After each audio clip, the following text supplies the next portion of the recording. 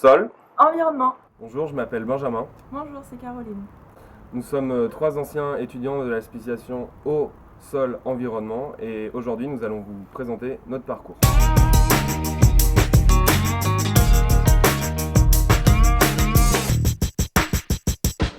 Dans la spécialisation eau, sol, environnement, on aborde des thèmes très variés, de l'eau, du sol et de l'environnement. Et donc, en premier lieu, dans la gestion de l'eau, il est nécessaire d'avoir des bonnes bases en hydrologie. Et l'hydrologie, ça concerne quoi? Ça concerne une échelle assez vaste comme un bassin versant, mais aussi bien une échelle beaucoup plus réduite telle qu'une parcelle.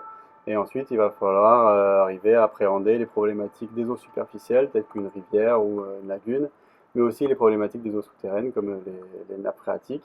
Et donc, c'est ça qu'on retrouve après dans nos métiers. Donc après, plus spécifiquement... Donc on va aussi avoir un ensemble de cours sur la connaissance des sols, le fonctionnement des sols, notamment pour appréhender ensuite le transfert d'eau et de polluants à travers les sols.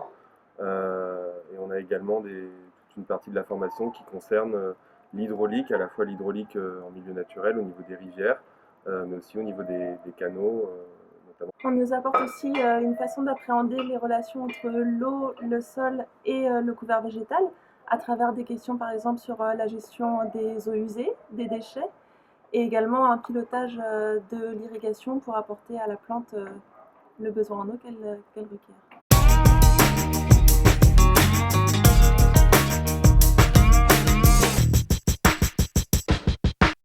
Donc l'aspect eau, sol, environnement, c'est une aspect aussi qui nous forme à l'utilisation d'outils et à l'apprentissage de méthodologies qui ensuite seront très appréciées au moment de chercher un emploi et recherchées par les différents recruteurs.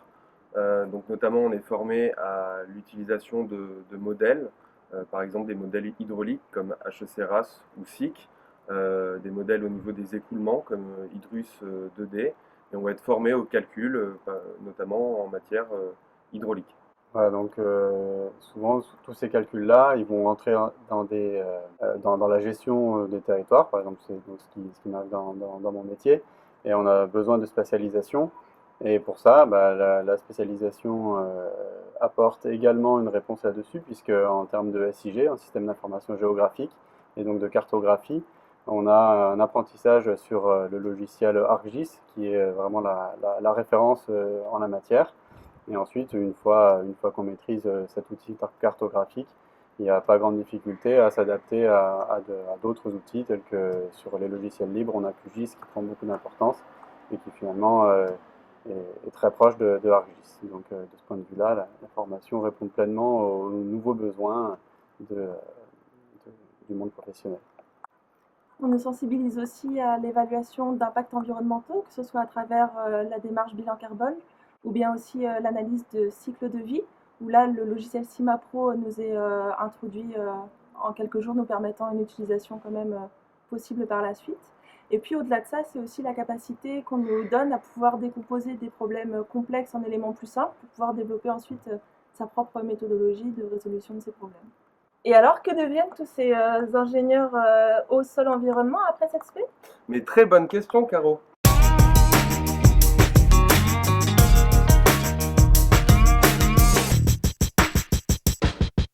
Eh bien, il y en a un peu partout, au final. Dans la promo, on en a qui ont terminé, qui sont encore au Maroc en train de travailler sur l'ACV de la tomate ou d'autres légumes. Des amis qui sont à Paris dans des bureaux d'études, dans les services de l'État. Une autre qui vient de s'envoler pour la Chine, donc ça apparemment il y en a plusieurs, Caro. Et bon voilà, et puis moi-même je travaille là dans le coin, pour le coup moi je suis resté à Montpellier, sur la gestion d'un bassin versant, donc dans un syndicat mixte, et donc je suis chargé de mission qualité de l'eau.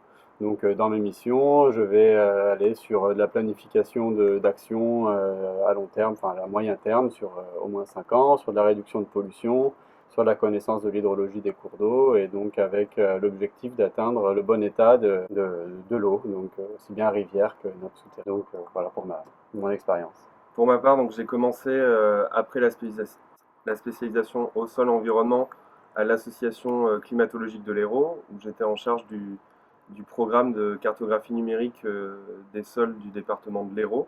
Donc là, c'était essentiellement un travail de cartographie, de recensement des différents sols sur le département, qui ensuite pouvaient être utilisés dans le cadre d'études techniques qu'on conduisait auprès des syndicats de bassins versants sur des questions de pollution des eaux ou auprès des communes sur des questions de planification de l'urbanisme. Et aujourd'hui, depuis 3 ans et demi maintenant, je travaille à Bruxelles auprès de l'Union européenne pour la représentation de la région Provence-Alpes-Côte d'Azur. Et là, je suis en charge des questions agricoles et d'environnement principalement. Et sur ces questions, je dois représenter les intérêts de la région et informer les acteurs du territoire et le conseil régional des différentes évolutions réglementaires sur ces sujets ainsi que des financements disponibles. Ça, c'était un peu comme ma première expérience en Chine en tant que volontaire international en entreprise pour la région Aquitaine, où je représentais le conseil régional dans sa coopération décentralisée avec une province chinoise sur les thématiques de développement urbain durable. Je me suis un petit peu perdue avant de retrouver la gestion de l'eau et l'irrigation à l'Association française pour l'eau, l'irrigation et le drainage, dans laquelle je suis depuis près de 2 ans, sur un projet financé par l'Agence française de développement de capitalisation d'expérience en irrigation pour les pays du Sud, ce qui m'amène à côtoyer vraiment une gamme d'acteurs de l'irrigation extraordinaire, aussi bien en France qu'à l'étranger, avec quelques petits déplacements de temps en temps dans les pays du Sud. Et puis aussi, on organise une grande conférence qui aura lieu mi-octobre. Et là, c'est assez extraordinaire comme expérience d'organiser la venue de 500 personnes pour une semaine complète de débats sur les thématiques et les enjeux de l'irrigation.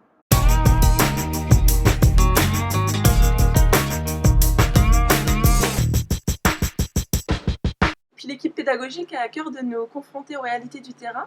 Par plusieurs reprises, on est amené donc sur le terrain, soit à faire des trous à la tarière pour décrire les sols, ou bien partir aussi parfois à l'étranger sur un temps un peu plus long pour bien comprendre les problématiques globales en gestion de l'eau d'un territoire. Pour conclure, l'aspect eau, sol et environnement, c'est une spécialisation sérieuse, mais dans une ambiance détendue, qui nous met dans une position d'autonomie face à notre formation et aux projets professionnels de la spécialisation, qui nous donne les clés ensuite pour affronter les défis de notre vie professionnelle à venir. L'aspect eau, sol, environnement, c'est aussi une pédagogie originale avec une équipe pédagogique exceptionnelle, et on n'a pas honte de le dire. C'est une spécialisation qui nous apporte des projets professionnalisants. Donc on a un projet en petit groupe avec un commanditaire extérieur qui est issu du monde professionnel et qui permet en fait à l'étudiant aussi d'avoir un contact direct et privilégié avec son commanditaire, ce qui est à mon avis une très très grande force dans la formation. Mais on a aussi au sein même des modules des intervenants extérieurs qui sont issus du monde professionnel et donc sur chacune des thématiques qu'on a décrites tout à l'heure et qui de la même manière apportent leur point de vue et en font bénéficier chacun des étudiants.